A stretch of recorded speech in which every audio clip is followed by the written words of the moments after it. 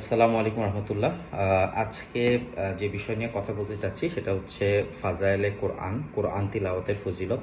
আলহামদুলিল্লাহ, আমরা সবাই জানি যে রমজান মাসে আল্লাহ সুবহানাহু ওয়া তাআলা কোরআন নাজিল করেছেন এবং শুধু কোরআন নয়, সমস্ত আসমানি কিতাবগুলোকে আল্লাহ সুবহানাহু ওয়া তাআলা রমজান মাসে নাজিল করেছেন। বিশেষ করে বড় বড় যে আসমানি কিতাবগুলো তাওরাত, ইনজিল, জবুর, এই প্রত্যেকটা কিতাবই আল্লাহ সুবহানাহু ওয়া তাআলা এই পবিত্র রমজান মাসে নাজিল করেছেন। সম্পূর্ণ কোরআনকে আল্লাহ সুবহানাহু ওয়া তাআলা লৌহে মাহফুজে থেকে লৌহে মাহফুজে আল্লাহ সুবহানাহু ওয়া তাআলা থেকে আস্তে আস্তে এরকমভাবে নাজিল করেন। তো পরবর্তীতে রাসূলুল্লাহ সাল্লাল্লাহু আলাইহি ওয়াসাল্লাম পুরা জীবনে আর হচ্ছে তো এই কারণে রমজানের সাথে সবচেয়ে গভীর সম্পর্ক বা হচ্ছে বিশেষ সম্পর্ক হচ্ছে কোরআনের। আল্লাহ সুবহানাহু ওয়া তাআলা কোরআন তিলাওয়াতকে পছন্দ করেন। আল্লাহ সুবহানাহু ওয়া তাআলার এটা কালাম। এই জন্য আল্লাহকে ভালোবাসার একটা বড় মাধ্যম হইতেছে আল্লাহ সুবহানাহু ওয়া তাআলার এই কালামকে ভালোবাসা, আল্লাহ সুবহানাহু ওয়া তাআলার কিতাবকে ভালোবাসা। তো কোরআন পড়া, আলী রাদিয়াল্লাহু তাআলা আনহু বলতেন যে আমার যখন ইচ্ছা হয় যে আমি আল্লাহ সুবহানাহু ওয়া তাআলার সাথে কথা বলি, তখন আমি নামাজে দাঁড়াই। আর যখন আমার ইচ্ছা হয় আল্লাহ সুবহানাহু ওয়া তাআলা আমার সাথে কথা বলুক, তখন আমি কোরআন তেলাওয়াত করি। তো কোরআন আসলে অনেক বড় আমাদের জন্য নেয়ামত, মুসলমানদের জন্য, পুরো উম্মতের জন্য।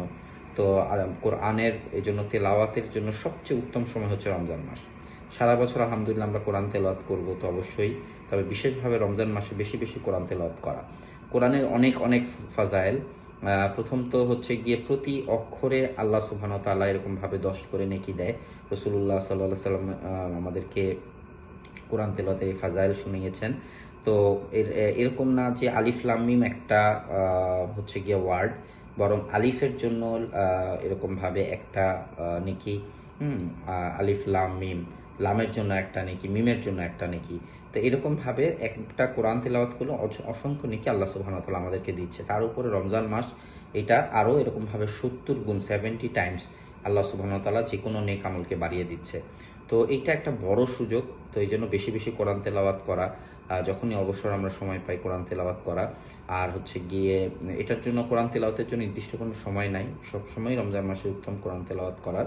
তো এই জন্য আমরা চেষ্টা করি কোরআনকে বেশি বেশি তেলাওয়াত করা, বিশেষ করে বুঝে বুঝে যদি তেলাওয়াত করা সম্ভব হয়, যে একটা আয়াত পড়লাম, আয়াতের অর্থ জানলাম, আবার উপলব্ধি করলাম, আবার হচ্ছে গিয়ে পরবর্তী আয়াত পড়লাম, এভাবে যদি আমরা পড়তে পারি এটাও অনেক ভালো। এছাড়া শুধু কোরআন যদি আমরা আরবিক যেভাবে শুরু থেকে শেষ পর্যন্ত খতম করি, এভাবে পড়ি, এভাবেও আমরা পড়তে পারি।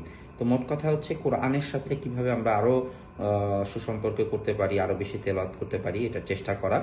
আর হচ্ছে দাওয়াত অপরকে দেওয়া, অপরকে উৎসাহিত করা। যারা আমরা কোরআন পড়তে পারি না তারা হচ্ছে গিয়ে বিভিন্ন মসজিদে, আমাদের মনে হয় যে যারা আমরা যেখানে থাকি নিকটস্থ মসজিদে প্রত্যেক রমজানই আমাদের সারা বাংলাদেশ ব্যাপী ঢাকা শহরের অধিকাংশ মসজিদেই কোরআন শিক্ষার কোর্স হয় রমজান মাসে।